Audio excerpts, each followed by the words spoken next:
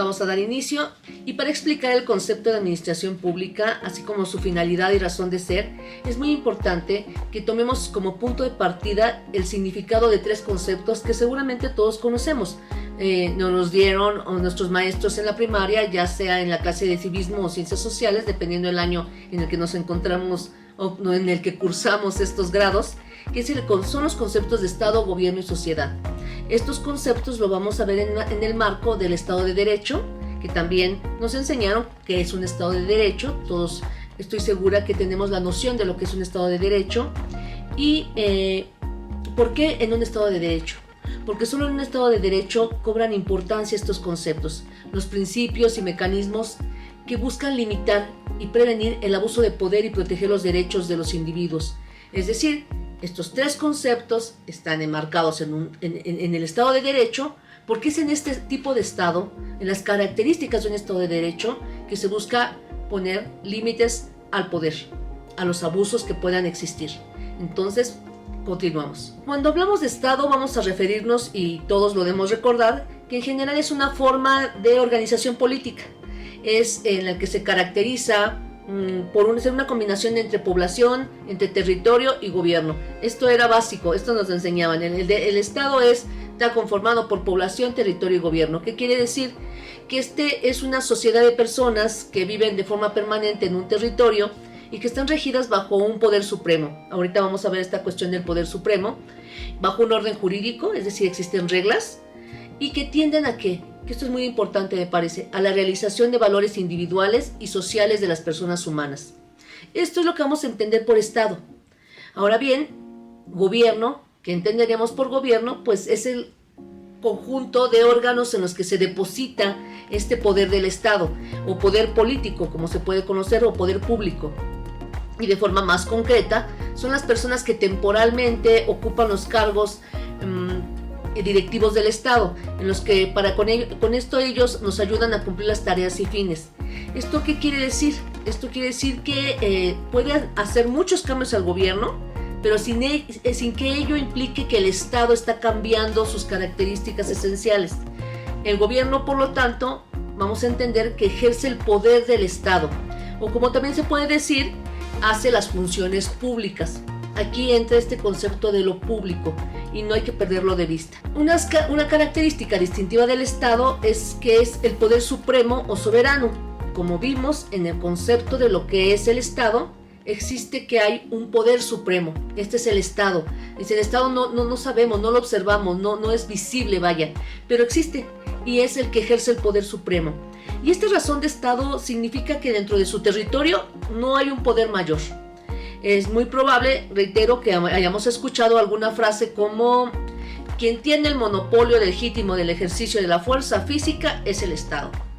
Esto quiere decir que el Estado tiene la capacidad de tomar decisiones que afectan positiva o negativamente a la población que habita en un territorio. Acuérdense que dijimos que la población forma parte de este Estado y que puede utilizar la fuerza ¿para qué? Para obligar a obedecer a quienes no acaten esas decisiones. Visto de esta forma, pues el Estado podemos considerar que tiene mucho poder y que no tiene límites, pero en realidad sí los tiene, y es donde entra el concepto de Estado de Derecho, y es por ello que existe lo que conocemos como división de poderes. ¿Y para qué está esta división de poderes?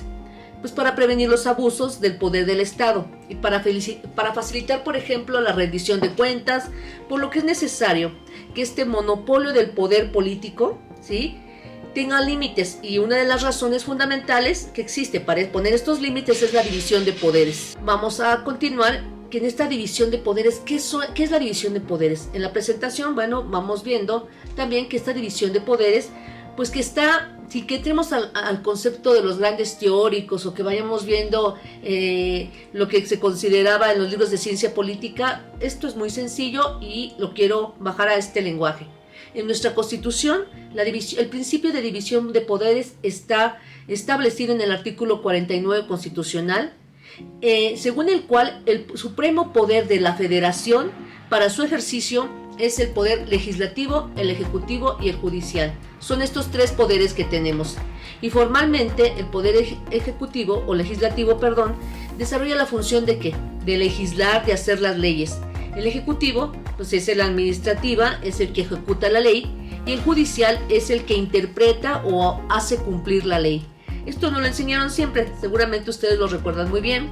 Y también debemos recordar que el Poder Ejecutivo tiene dos cámaras, que es el Congreso tiene el Congreso de la Unión, y este Congreso de la Unión está conformado por las cámaras de diputados y por la Cámara de Senadores. En el Poder Ejecutivo vamos a encontrar al presidente de la República, y también encontraremos a todo lo que es pues esta conformación de la administración pública, las secretarías de Estado. Y el Poder Judicial, pues podemos encontrar aquí a la Suprema Corte de Justicia de la Nación, al Tribunal Electoral del Poder Judicial de la Federación, entre otros. Luego entonces, hasta aquí, espero que queden muy claros estos conceptos, que ya no tengamos ninguna duda. Estoy segura que ustedes ya tenían nociones o conocían muy bien estos conceptos, pero vamos a recapitular solamente para entender que llamamos Estado ¿a qué? Al conjunto de instituciones en las que se concentra la facultad de tomar decisiones válidas y obligatorias para toda la comunidad. Que el gobierno es el conjunto de órganos que se deposita el poder del Estado, y de forma más concreta son las personas que temporalmente ocupan los cargos directivos del Estado. Por ejemplo, los secretarios de Estado. Que la protección y las libertades y los derechos fundamentales constituyen, que es muy importante, la razón de ser del Estado de Derecho. Y que la división de poderes es un elemento fundamental en la organización del Estado de Derecho, y que tiene por objeto que evitar el abuso del poder y proteger principalmente los derechos humanos. Estamos hablando mucho del control de los gobernantes, pero este ha evolucionado, no siempre fue el mismo. Entonces ha tenido durante toda la historia de nuestro país, cada país tiene su historia, en la historia de nuestro país ha tenido diversos matices y modalidades. Especialmente quiero que aquí reflexionemos sobre una cuestión. Se ha comprobado que el control que ejercían los ciudadanos a los gobernantes era mediante las elecciones, pero es insuficiente, ya se comprobó, es insuficiente considerar que ese es el control único que podemos tener sobre los límites del Estado, y no es así. Necesita ser reforzado a partir de ¿qué? De mecanismos y sistemas que permitan la fiscalización del gobierno en forma permanente y que continúen a lo largo del mandato de los gobernantes. Por eso reitero, consideramos que es suficiente solo que existe el control con las elecciones. Obviamente o claramente, como he explicado, no es así. Porque las elecciones democráticas constituían, como dijimos, un elemento distintivo de la legitimidad de cualquier gobierno, pero como también comenté, no es suficiente. ¿Y por qué no es suficiente? Porque la sociedad civil ha cambiado, los ciudadanos han cambiado. Ahora exigen tomar decisiones, exigen una ética más elevada por parte de sus gobernantes, y ahora existen muchas figuras de representación ciudadana y muchas formas de participación ciudadana en las que se han abierto estos canales de participación.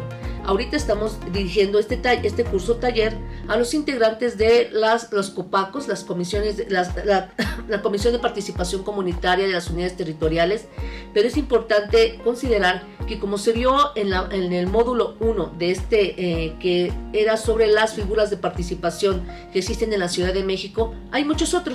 No nada más están las COPACOS, están los Contralores Ciudadanos, están los Observatorios Ciudadanos, podemos encontrar la integración de la Coordinadora de Participación Comunitaria, es decir, existen más canales de participación.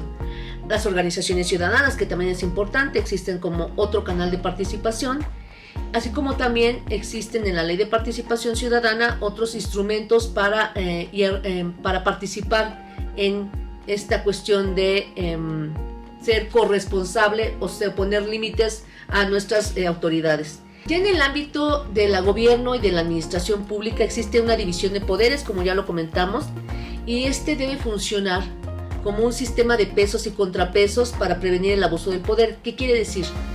Que existen ya canales, instrumentos, límites institucionalizados para poner control a estos abusos del poder. No quiere decir que no existan, no quiere decir nada más que los ciudadanos vayamos a ser los que controlemos. No, ya existen, y ¿qué podemos considerar como estos sistema de pesos y contrapesos? Bueno, ¿qué lo conforma? Vamos a conocer, pues ustedes saben que el presupuesto de egresos, que tiene que ser aprobado, el ejercicio del gasto público, que puede que ser fiscalizado y hay que rendir cuentas, el proceso de revisión de la cuenta pública, incluso el veto presidencial podría ser también, el informe presidencial y los informes de los secretarios de Estado, los nombramientos de los servidores públicos, como por ejemplo los ministros de la Suprema Corte de Justicia de la Nación, los embajadores, y por qué no mencionarlos también, los consejeros electorales del Instituto Nacional Electoral. Y existen también como instrumento la acción de inconstitucionalidad o controversias constitucionales. Cuando yo considero que alguno de mis derechos se ha visto vulnerados y que están establecidos en la Constitución, puedo buscar poner un límite a ese abuso de poder a través de ¿qué? De una acción de inconstitucionalidad.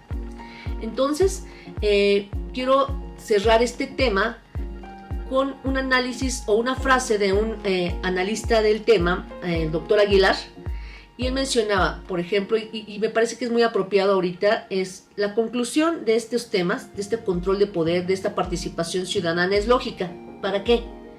Él menciona para diseñar y realizar a la sociedad que queremos, que se requieran, porque se requieren más actores que el actor gubernamental, más recursos que los gubernamentales y un estilo de gobernar diferente al tradicional, por lo menos en específico en asuntos públicos. Aquí vamos a encontrar ya este acercamiento al concepto de gobernanza. Retomemos este concepto, que es lo que nos dice: se requieren más actores que el gobierno. Se requieren más recursos que los gubernamentales. ¿Quiénes son los que tienen los recursos? Pues los empresarios, los inversionistas. Y un estilo de gobernar diferente al tradicional. Es decir, un estilo donde no nada más el gobierno es el que dirige, controla, hace, decide, sino un estilo diferente. Por lo que estamos acercándonos totalmente al concepto de gobernanza.